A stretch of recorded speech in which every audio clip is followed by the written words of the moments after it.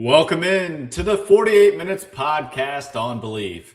I'm Ross Geiger, the former NBA video coordinator, and I'm joined alongside Bruce Bernstein, our four-time Emmy Award winner who spent more than 3 decades at ESPN producing NBA shows, SportsCenter, and soaking up knowledge from the best soup analysts in the business. Also joining us is the 2-time Emmy Award winner, Michael Willoughby Freer, who's a senior writer at Stat Factor, specializing in writing advanced statistical NBA reports for various announcers across the league. This is episode number 243, the Tony Fuller episode, as Fuller wore number 43 as a member of the Detroit Pistons in 1981. And a fun fact for you all here tonight, I was lucky enough to call Coach Fuller my varsity basketball coach during my high school days. So shout out to Coach Fuller. Got you squeezed in here at episode 243 in honor of you. Hey, well, now speaking of the Pistons World B, I tried to tee this up for the game that you were probably the most excited to talk about here tonight. And that is, as we start off our round one, game one, post-game reviews and reactions, we've got to discuss your Orlando Magic stealing game one against those Pistons in Detroit on Sunday, scoring 112 points on the road and against the Pistons of all teams. So I'm going to start with you here, World. Tell me what you thought about that game one performance. I was pleasantly surprised. The Magic simply hadn't shown to be that kind of a team that they were going to put up much of a fight in this series. But maybe we should have taken that win over Charlotte in the final playing game seriously. They really shut down the Hornets offense, which was one of the best in the league for the last 3 months. They really shut them down. So we kind of maybe dismiss it as, they just playing at home. And, this is also the same team that lost to the 76ers without Embiid, lost to the Celtics when they could have been hosting the playing game when the Celtics used their backups. So it's like, which team were you going to see? Well, we saw the team that we thought was going to be a contender in the East before the season started. And as well as they played, as happy as a Magic fan I was to see them play as well, it was really perplexing how flat Detroit came out in that game. The Magic came out 18-5 right out of the gate in the first quarter. Then you come out at halftime, and the Magic scored 8 of the first 9 points after halftime. They never trailed in this game. It's one game. So the Pistons are good enough they can turn it around. There's so many areas that you didn't expect Detroit to be so poorly. And Kate Cunningham aside, obviously he was fantastic. But Jalen Duren takes 4 shots in 30 minutes, a tied the season low. You're not winning anything. No. If Jalen, your second best scorer, your second best offensive threat, can't get more than 4 shots in 30 minutes on the court, that's just not gonna cut it in the playoffs. So you don't expect that to continue. But from Orlando standpoint, from the Magic fan standpoint, Paolo Banchero, and I texted you guys, he was the best player on the court, for most of that game. And when he's the best player on the court, Orlando's got a really good shot to win more than just one game here. And now they have home court advantage. We've seen it many times. Teams go flat in game one, and it's the wake-up call. And then they get it together. They come out and get adjustments. You expect a much more intense team from the Pistons in game two. You certainly better, if you're Detroit, you better, or you're going to be down 0-2. So I was pleasantly surprised. It was really something to see Detroit get outplayed as bad as they did and hold the Magic. The Magic shot under 30% from 3, which is hardly a surprise. Yeah. They outscore the Pistons by 20 in the paint. That's just not supposed to happen.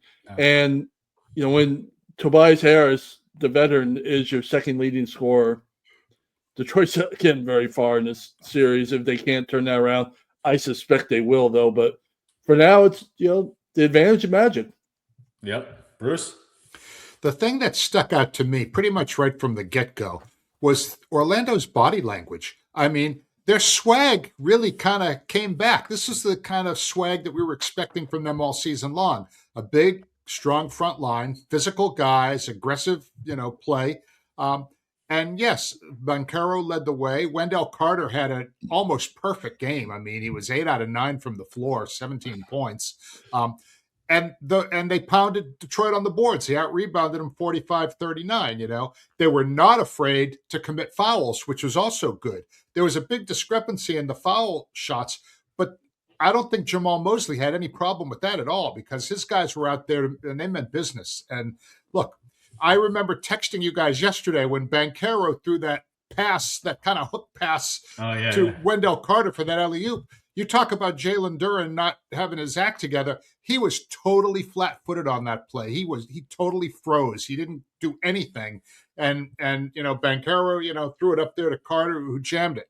Another thing that I thought, again, and I think the physical play really wore Duren down. I mean, as Worldby said, he only had 4 field goal attempts in 33 minutes. He's got to get his swag back in game 2, or Orlando could find themselves in a commanding position if that doesn't change. And as for Cunningham, he played well. He scored well. He had 39 points, but he took more than a third of the team's total shots. And that's not going to be a good outcome for them because he needs to be able to be a playmaker too. The problem is nobody was making anything except for him. So he kind of had to be aggressive with it. He took 35% of their team shots and, 39 points, big game, but he needs guys to kind of help him along. And the last thing I would want to say, Desmond Bane had a crappy shooting night, but Desmond Bane really was an initiator on offense. He was driving into the paint, wasn't always successful, but he was taking it to Detroit when he had the ball in his hands. And I thought that was really important. He had guys back on their heels. And then some, his teammates were helping him out a little bit yesterday. Banchero was excellent, as Worldby said. So, it kind of looked like the Orlando team we thought we were going to see this year, only they finally showed up. Yeah, I mean, Orlando caught the Pistons by complete surprise here in game 1. The fact that the Magic completely neutralized everybody on the team not named Cade Cunningham was downright impressive. I mean, sure, the box score even shows Tobias Harris scoring 17 points, who, by the way, was the only other Piston outside of Cade to be in double figures.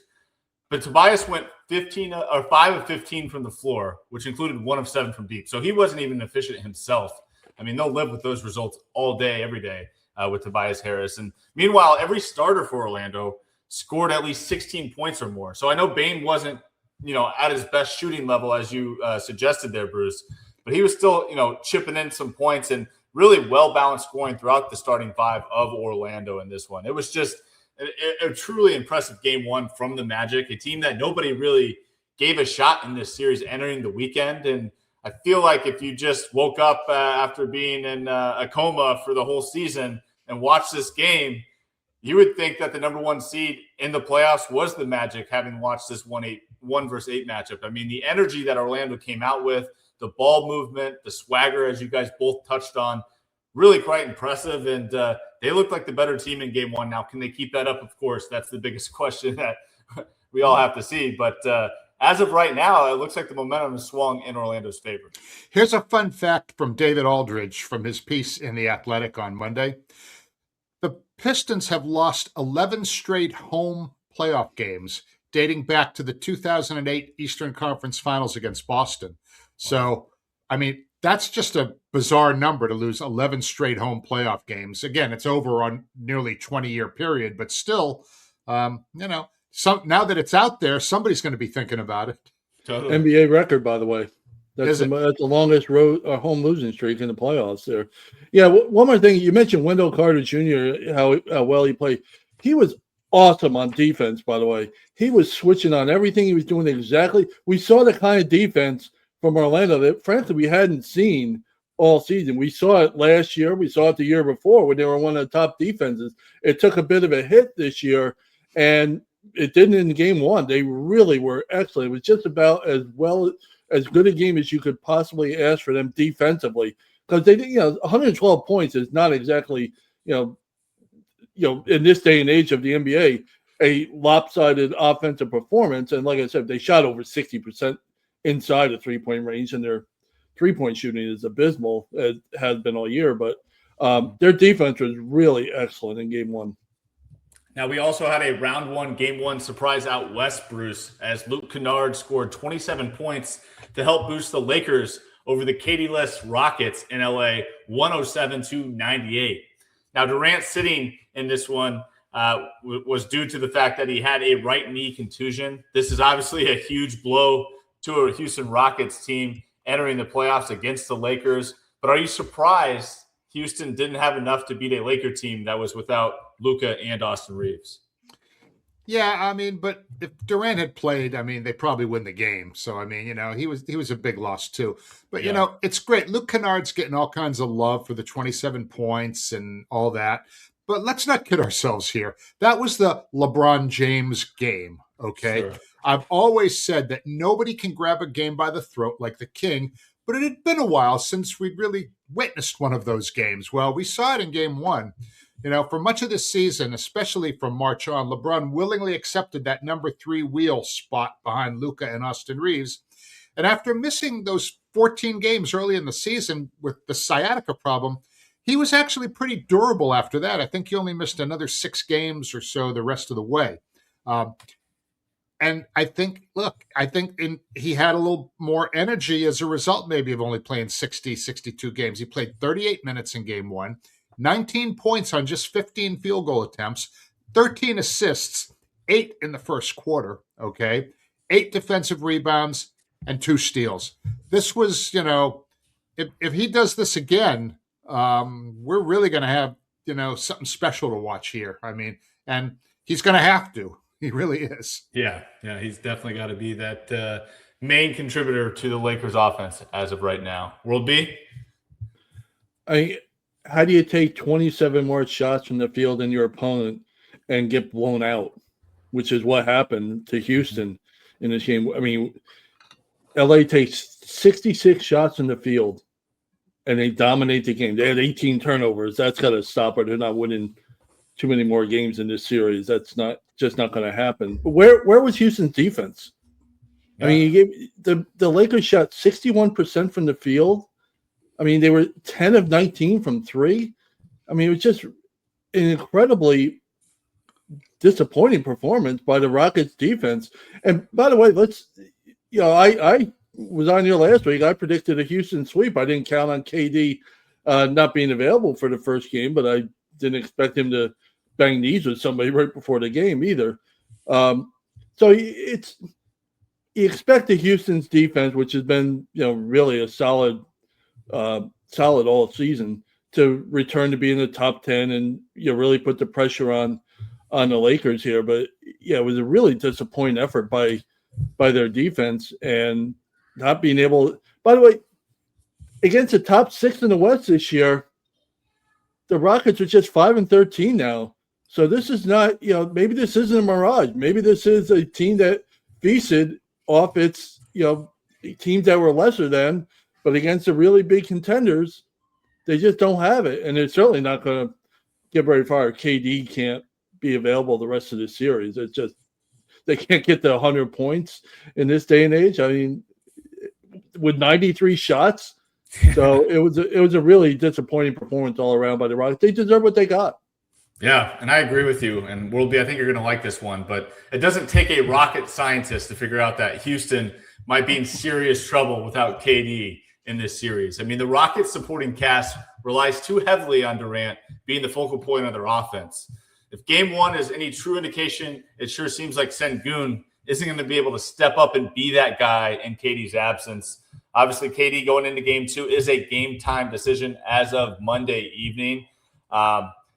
Only a glimpse of hope here is, can we expect Luke Kennard to have the game of his life again in game 2? I mean, here's the Ross's best bet for you. Probably not. I'll take the under on Kennard's 25-plus points in game 2.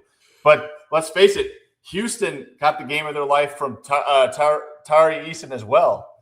He came off of Houston's bench. He shot a perfect 7-7 from the floor, including making 2 3-pointers, scored 17 points, and grabbed 10 rebounds in just 24 minutes of play.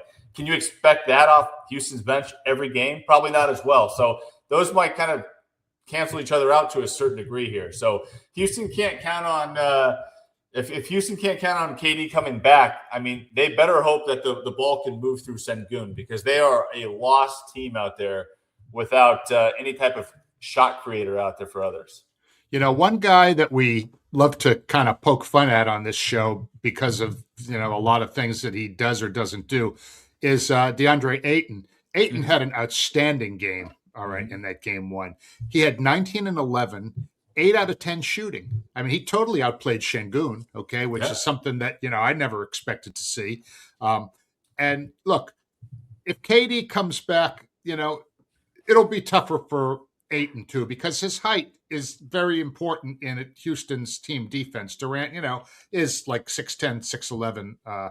And look, Şengün's got to be better than 6 out of 19 in game 2. And Reed Shepherd's got to be better than 6 out of 20. Okay. Yeah. So I expect, if KD plays, I expect Houston's going to win game 2. But we're probably looking at, we could be looking at 7 games here. Yeah. The door is now open to a longer series here, 6 or 7 for sure. I love living in a world where Reed Shepherd takes the most shots in a playoff game that has LeBron James on it. It's not 6 of 20.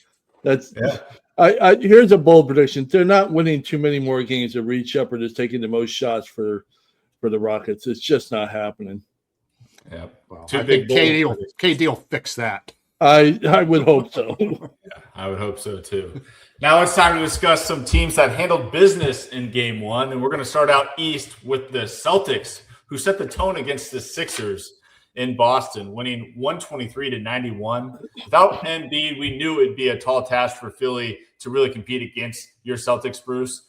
But you've got to be pleased with how your boys played to start out the series and to set the tone. I mean, Jason Tatum was a one-man wrecking crew. He set the tone early. And even though he was just 1 out of 7 on 3-point shots, okay, his passing, 7 assists, defensive rebounding, 11 defensive rebounds. His 2-point efficiency was off the chart, 8 out of 10 on 2s. And what we saw in that game was pretty much peak JT. Amazingly, it's an incredible comeback story. And look, I feel bad for Philly. Joel Embiid continues to get hurt. I know how badly he wants to play. He does not sit out unless he's really, really injured, because he does try to play. And as great as he's been, his career is starting to take on kind of a what-if vibe, because if he had been healthy, his achievements would have been so much greater than they have been. And they've been tremendous, borderline Hall of Fame quality, but his body kept failing him. It's really sad. But listen, we can give Jason Tatum all the flowers in the garden for this game, but Jaylen Brown continues to be the emotional engine on this team. He has not allowed his personal ego to interfere with what Tatum has needed to get himself back into top form pretty quickly. And Brown is the primary reason Boston has a much improved mid-range game. He's been a leader since the very beginning of his career, both on and off the court. I hope he's a Celtic for life. As for Philly, they're scrappy, they're well coached. Tyrese Maxey is pure energy and buckets. If this becomes a closer series, we may start calling him Andrew Toney 2.0. Old school fans will know what I mean by that. But your best player in the playoffs can't be 6'2" if you expect to go far. And I feel the same way about the Knicks and Jalen Brunson, which we can talk about, when we get to them as well. But Boston, I mean, look, it's hard to see that thing going more than 5 games based on what we saw on Sunday. Yeah, will be. I agree with Bruce. I mean, I don't see Philly being much of a threat in this series. I mean, Paul George needs to step up in Embiid's absence. And I talked about who did I talk about game 4? Oh, Jalen Duren getting 4 shots. Well, Paul George gets 8 as one of the big guys. I mean, did they really bring him over to Philly? Did they sign that ridiculous contract so he can get 8 shots in a playoff game? No, he needs to be the man, just like Tyrese Maxey. Maxey gets 20 shots, and granted, he only hits 8 of them. Him and Edgecombe go 1 for 9 combined from 3. As a team, they were terrible. 4 for 23. You're not winning the game in this series if you get outscored by 36 points from 3-point range against the Celtics, who love the 3-point as much as anybody. So, yeah, it was really as much of an as expected outcome of any of the games we saw in any game ones in this postseason so far. Yeah, I don't have much more to add than what you guys already provided on this matchup so far, but I will say my favorite stat in this one was the Sixers making a grand total of 4 3-pointers in game 1.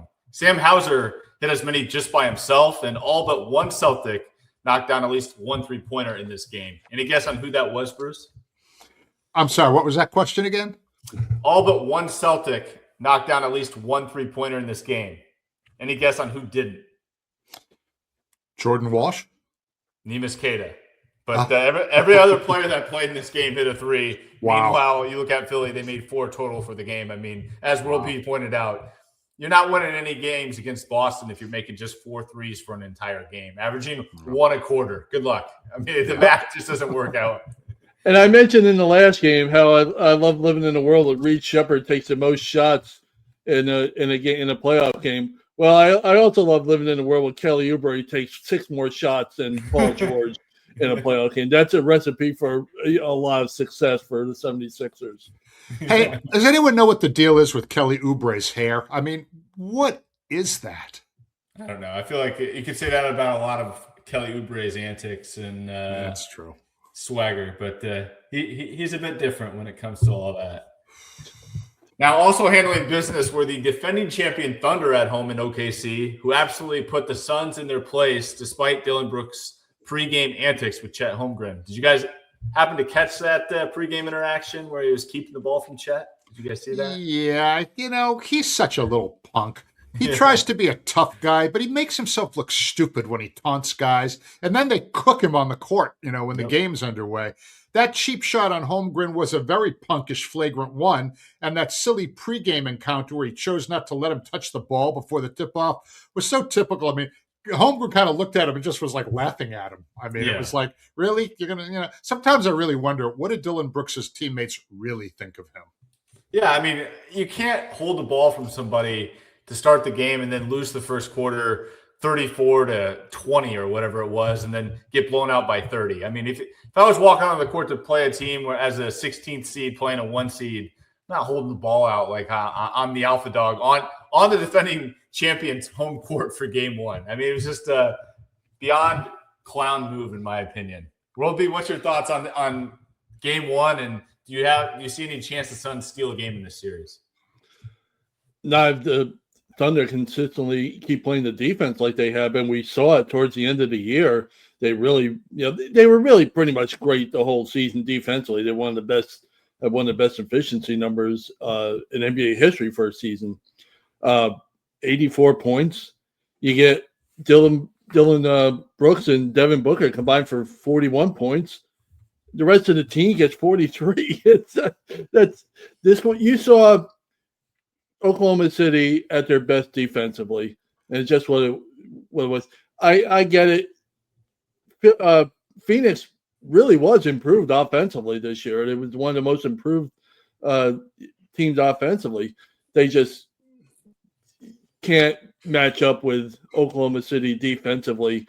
You can't win any games in the playoffs, in the league in general, when you go 16-44 inside the three. When you can't shoot 40% from 2-point range, let alone, never mind what you did from 3-point range, which was terrible as well, you're just not going to beat anybody, let alone the best team in the league. Yeah. Now, moving on here to another game that we had on Sunday, this 2-seed San Antonio Spurs. This is a group that had an entertaining first game with the Portland Trailblazers that are playing some real gritty basketball here. They ended up winning the game 111-98. But World B, I'll start with you on this one. I felt like in that first 3 quarters of play, Portland had enough life to at least have a shot down the stretch in this one. Yeah, I mean, they showed a lot of heart. They came back. They had a good effort to keep it close. They got behind so big early on, and you're right. They managed to claw back. It's much like it is with the Suns against the Oklahoma City defense. It's going to be tough to really get enough offense to get past the Spurs and their defense. They're just deep as can be right now, and they're just quality all around. They put a good effort out there.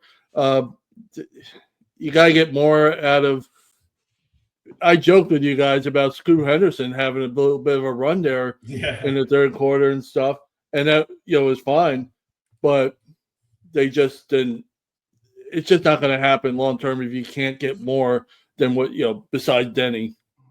Sure. And Bruce, as far as your boy Wemby is concerned, quite the debut playoff game from him in this one. He was just absolutely electric. 35 points in 33 minutes of play, 5 of 6 from downtown. I mean, what else did you want to see from this guy in his first playoff game? Nothing. He didn't sell any popcorn or any beer or anything, but I think he pretty much did everything else. I mean, look, Wemby he's just like from another planet. I mean, we've never seen anything like this guy. I mean, he doesn't look like anyone else I've ever seen on a basketball court. He's just so different and special. He really is. The one thing that I question here with Portland and when it comes to their head coach, Thiago Splitter, who did come from the Spurs coaching tree from a number of years ago, is Jeremy Grant. I know he's not the greatest player in the world, but he is one of the most veteran presences on this team.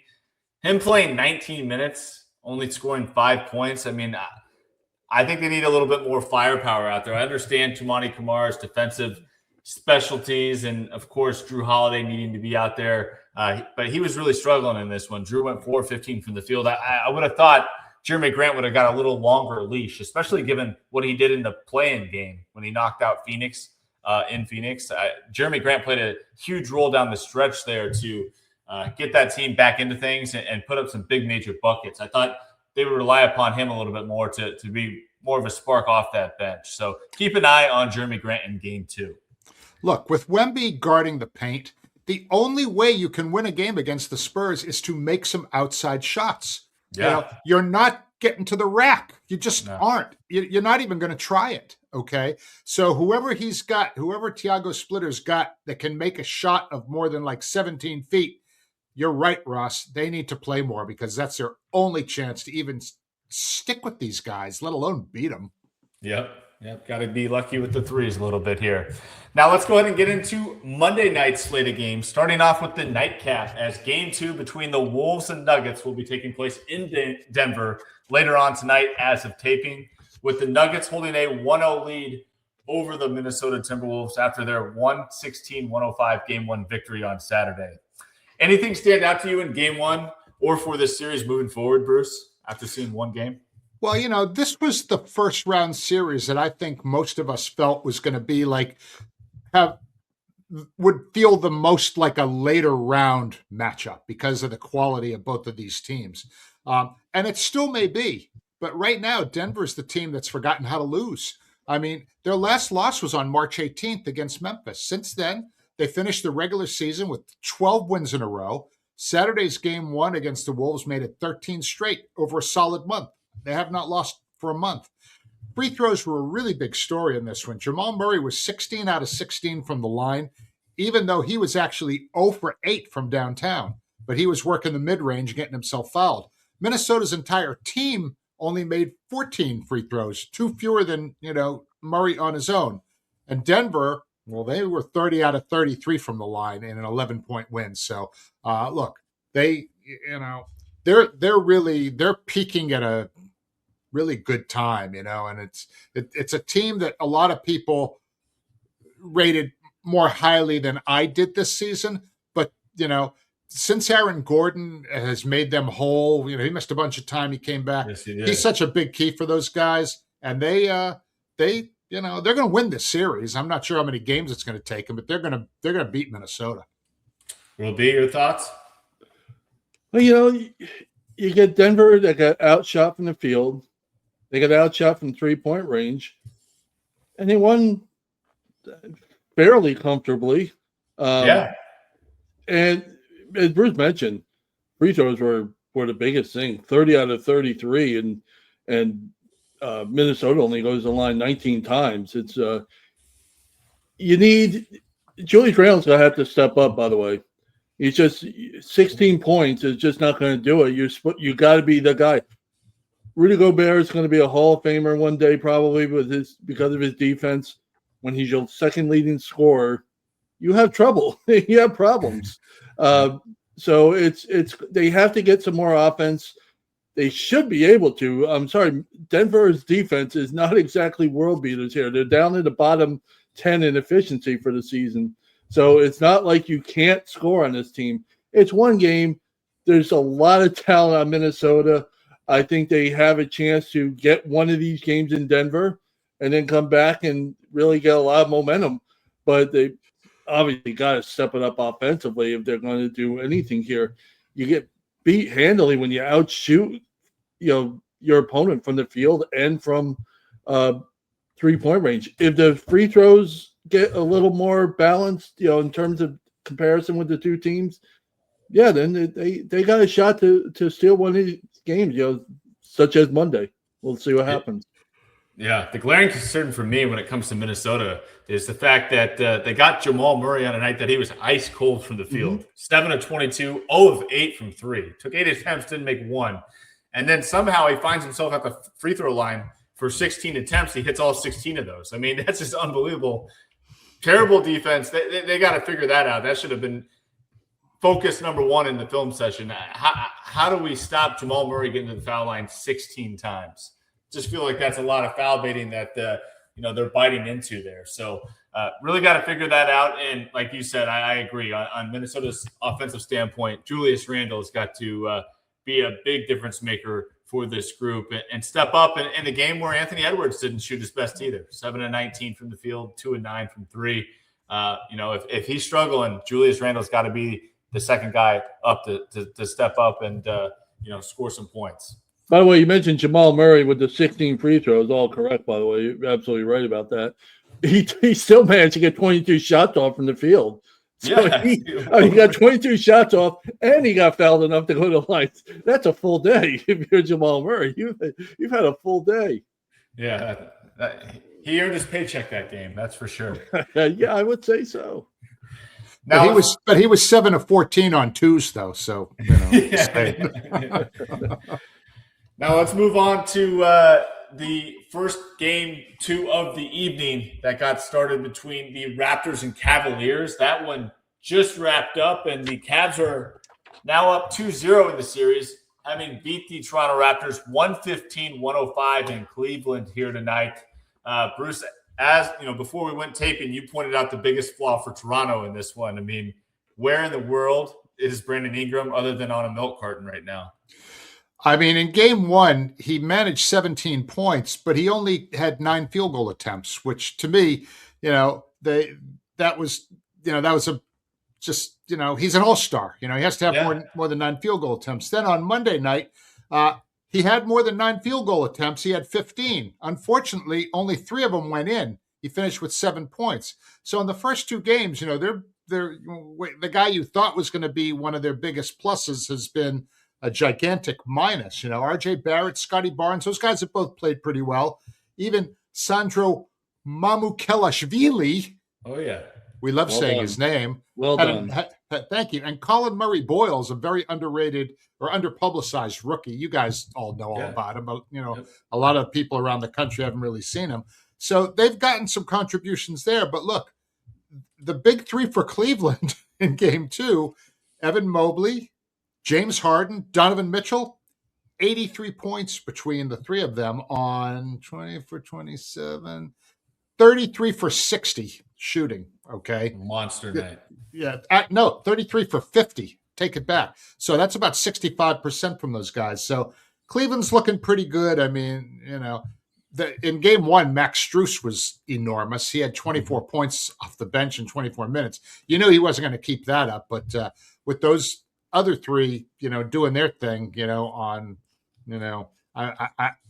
it just really looks like that's going to be Cleveland's series, which we all sort of thought anyway. It's just a matter of how quickly it's going to go. Yeah. Will there be any glimmer of hope for Toronto as the series shifts back to the 6? Yeah, I think there is some hope. They certainly can't go 7 of 26 from 3-point range and expect to win too many games. I mean, they shot they made just over a quarter of their 3-point attempts, and they still shot over 50% from the field. That's because they shot about 62% from 2-point range. So they had that part down. They just couldn't hit a shot from the perimeter to save their keister. They were excellent in game 1 from the perimeter. So they have enough. I don't trust Cleveland's defense enough to just say it's going to be a walkthrough of 2 more games and it's over. Now, their offense is kicking it in full gear. They've done it for the last few months. The offense that we thought we were going to see the whole season, we hadn't until, say, January got into it.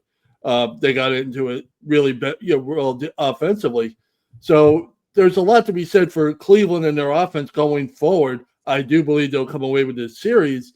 I don't think it's just a given that they're going to go in 4 straight. I think there's some things you can look at.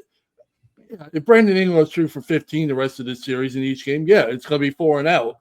Yeah. I don't foresee that happening. He's got to step up his game. They have enough scoring talent on this team to match up with Cleveland. So far, haven't shown it. Yeah, and the only other thing I'll add on this one is the fact that let's keep in mind when this series does shift Game 3 to Toronto Raptors fans always show out. So there is hope for Game 3. If they're going to steal one, of course, Game 3 is going to be the game. But their crowd energy is always electric. They get up for their Raptors games and come out in full support of those. They haven't had a chance to do this in quite some time. I think almost dates back to probably the Kawhi Leonard title year, the last time they were able to get around and rally behind a team that's in the NBA playoffs. So expect a hostile environment for this Cavs team that has to hit the road. And being that the Cavs are a team we have such a question mark on heading into the postseason, it should be interesting to see how they respond with the adversity of having to play in this environment in Toronto. So keep an eye on that. Now, last but certainly not least, Atlanta, New York is currently ongoing here. There's we're about midway in the 4th quarter now, and the Hawks are down just 9 points after trailing by more than 9 after 3 quarters of play. But seems like they're trying to inch back into this one. World B, I'll start with you in this one. What were your thoughts on the Hawks-Knicks Game 1? And from the glimpses you've got to see before we started taping here tonight of Game 2, what are you seeing thus far? Well, Jalen Brunson has came to play in Game 1. That's never, you rarely are not going to have Jalen Brunson come up in a playoff game. He's going to get 20. He's going to hopefully shoot well. He did he scored 28 in Game 1. Didn't shoot the ball that great, but I told you guys before we went on, the last week of the regular season, the Hawks and Knicks met in Atlanta. And that was a big game for both teams. It was more for the Hawks, but the Knicks kind of needed to show that they can beat a quality team, which obviously the Hawks are. And the Knicks just battled and gutted their way to the victory. And the Hawks it was close throughout. They couldn't get that big basket. So until they can show, they're making a little bit of run here to start the 4th quarter as we're taping it. So, this Game 2 is not in the book by any stretch. But until they can show that they got guys that can make those shots, they should be able to. C.J. McCollum is a veteran who should be able to make big shots when it counts. Jalen Johnson's an all-star. So they have enough personnel. So we'll see how it goes for Atlanta. I don't foresee this. I said it was going to be a 7-game series at the start. Still could be. But I just don't know if Atlanta has enough to, get this series, a game in New York. And obviously now they just said that we can count on a Game 2 Hawks victory, I suppose. The 48 minutes curse there, huh? Oh, I'm legendary, yes. Yeah, okay. Bruce, what's your thoughts on this series? I was a guest last week on our fellow Believe Network podcaster, Aaron Tobin Hess's show. Aaron's a big Knicks fan and good guy, like him a lot. Anyway, I told him that I felt like Karl Anthony Towns had to be the Knicks' best player in the postseason if they were going to win the championship. We know that Jalen Brunson is like the maestro. He orchestrates everything, whatever. But I really feel like, with Cat, in Game 1, he kind of was that guy. He had 25 and 8. He was outstanding on the 4 3-pointers that he took. He made 3 of them, okay?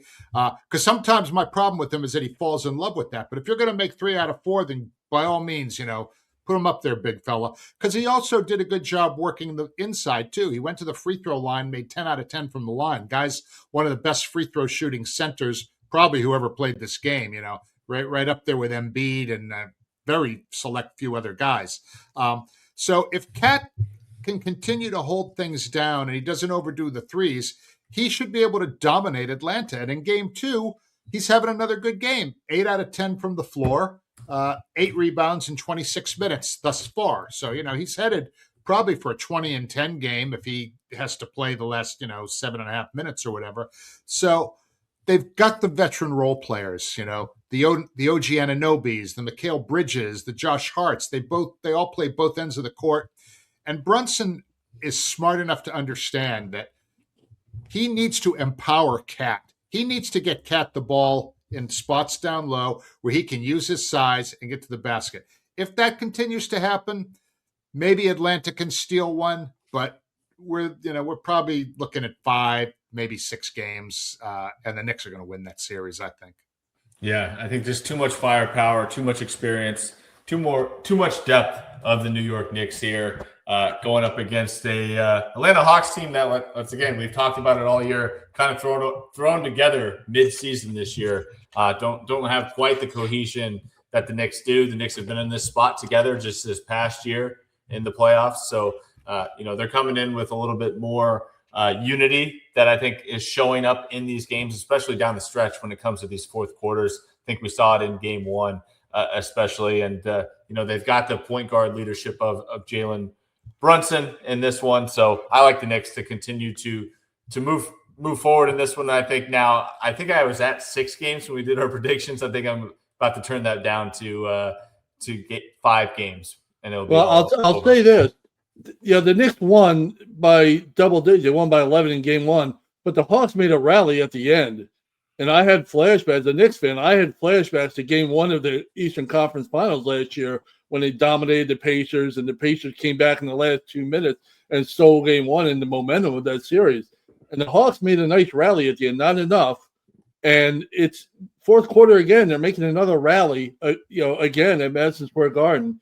And I'll tell you what, it's not just a win, but if the Hawks can come back and win and beat the Knicks the way they have to come back in the fourth quarter, the momentum and all the attention shifts against the pressure really falls on the Knicks. And now you got to answer for game 1 where you almost blew it, and then you blew game 2, and now you got to go back and hear about what happened in the Pacers series last year.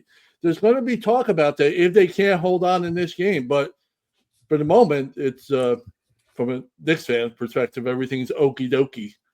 For the moment, and maybe there might have to be an emergency pod if this moment passes and your heart's broken here tonight. Will it be? Yeah, I don't think I'll be a part of that one though. All right. Well, moving on. I'll be the one that needs the emergency. Yeah, exactly. All righty, let's get into tonight's final thought.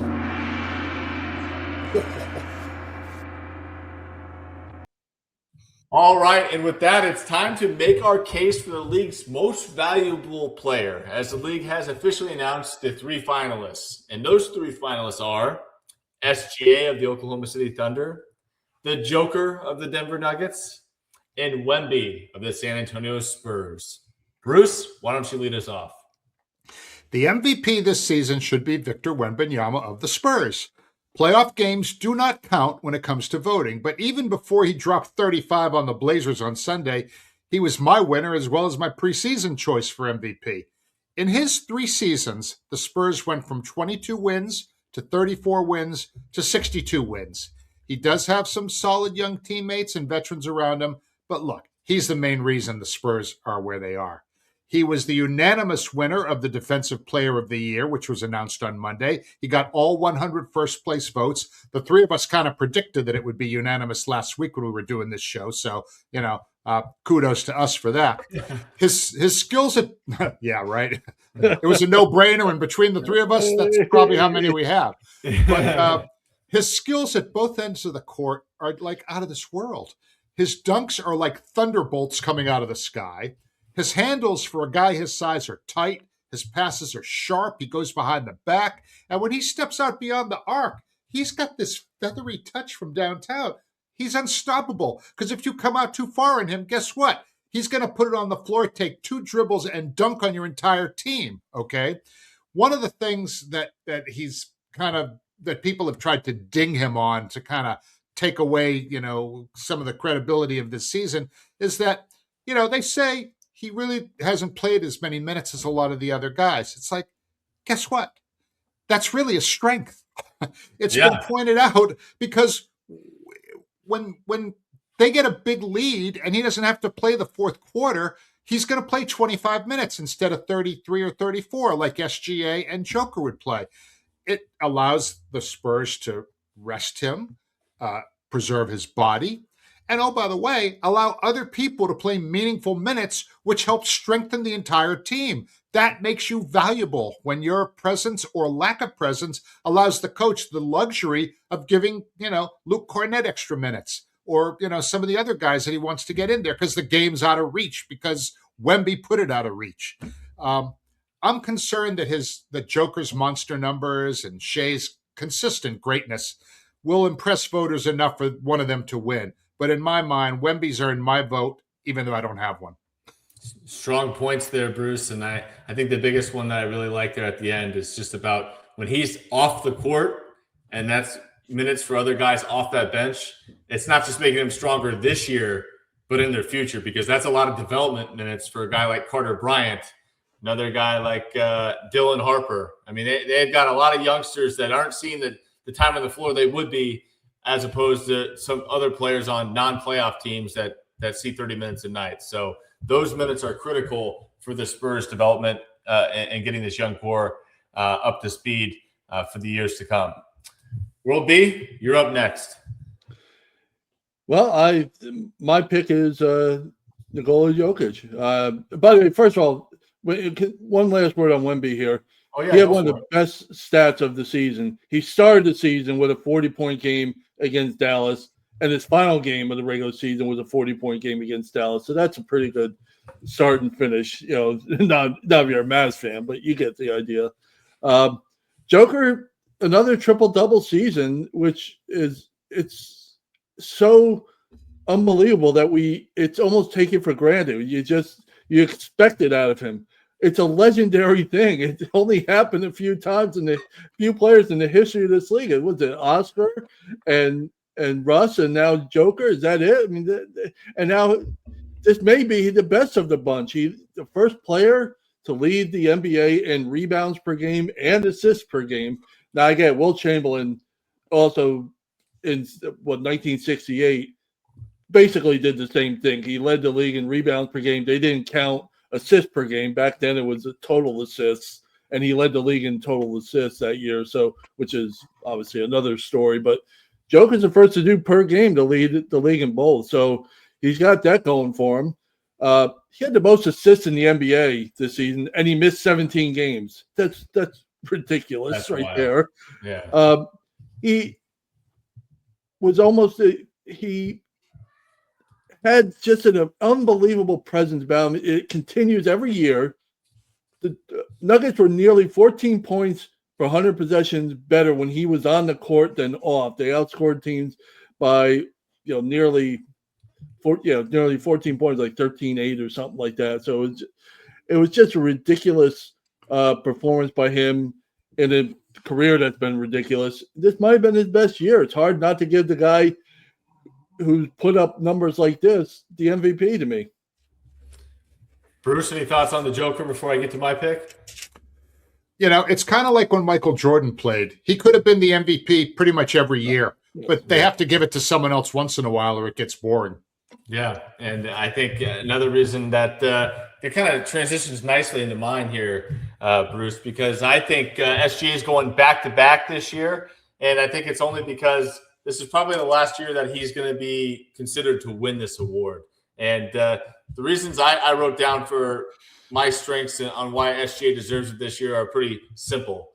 He's the best player on the best team. This is a team that is coming off their title. We talked about it before. Defending champions always have a target on their back entering the next season.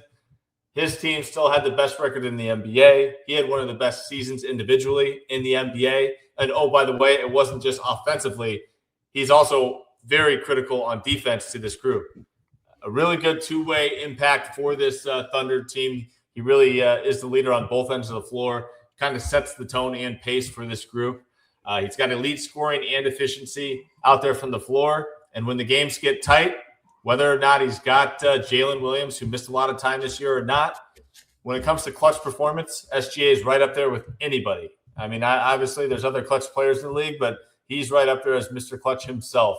And the other thing I want to point out with SGA here is he had a historic season where he broke a 63-year-old record set by Wilt Chamberlain himself for most consecutive 20-point games. So you want to talk about reliability on a night-to-night basis. SGA brought it each and every night, no matter what stars around him were available to play. Hartenstein was out, SGA still balled out. Jalen Williams was out, SGA still handled business. And he helped flourish and develop some of these off-the-bench players and made them look like stars at times too, like an A.J. Mitchell, who had some big games. Isaiah Joe had his nights shooting the ball well, all set up by the creation of SGA off the dribble. So SGA is another guy I think that should be right up in there. And if I had to vote today, I would give the vote to SGA, and I think a lot of other voters will too. And I think he's going to walk away with the award. But all three of these guys are worthy.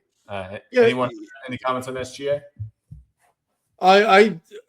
My feeling is it's not the crime of the century if either of these three gets the award. It's not like, oh, somebody got slated.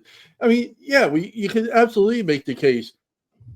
SGA shoots 55% on 19 shots a game at the guard position. That's a ridiculous percentage. The only two players that shot better, taking at least 15 shots a game from the field, were Joker and Giannis. I mean, there are two big guys in there, and SGA's got takes a much more perimeter shots than the two of them. So, yeah, you don't go wrong with either of these three. By the way, we could have had Luka in there too, and you couldn't go wrong. I personally with either four of them, but for the purposes of this and their three finalists, I don't have a problem with either of them. I just like Joker's season a little bit more. Joker and SGA, I've said this before. To me, they're very, very similar type of players. Now, obviously, one is 6'6", one's 6'11", but both of them play at their own pace. You can't speed them up. You can't make them panic. They get where they got to get. And, as for SGA, he will get your entire opposing backcourt in foul trouble because he gets fouled a lot, goes to the line, gets other guys off the court because they're in foul trouble. They get their third personal in the second quarter. Again, that's added value that doesn't show up in the box score. But when you're able to take other players off the court because you're getting them in foul trouble, that's, I'm sure his coaches appreciate it. Yeah. And one last thing on SGA here before we close out the show. He had a quote this season. I forget when I saw it, but it really stuck with me. It was, I have all the answers to the test. I just don't know what the questions are yet. And I think that's how he sets the tone with his group, and this is how OKC rolls. I mean, no matter who's available, who's facing them, they find a way to win, and that starts and ends with SGA's play out there on the floor as their leader. And that was a really good quote that kind of stuck with me. I was like, man, why couldn't I have thought of something like that? I have to, go with something like doesn't take a rocket scientist when we're talking about the Rockets. I'm not as good as SGA. So that wasn't bad though, Ross. I mean, give yourself a little bit of credit here. Was it good, World B? No, I loved it. That wasn't bad. I thought it was pretty good. And on that note, that will do it for this edition of the 48 Minutes Podcast on Believe. Thanks for tuning in, and we'll be back with you next week to be sure you're up to date in 48 on all things around the association. Take care, everybody.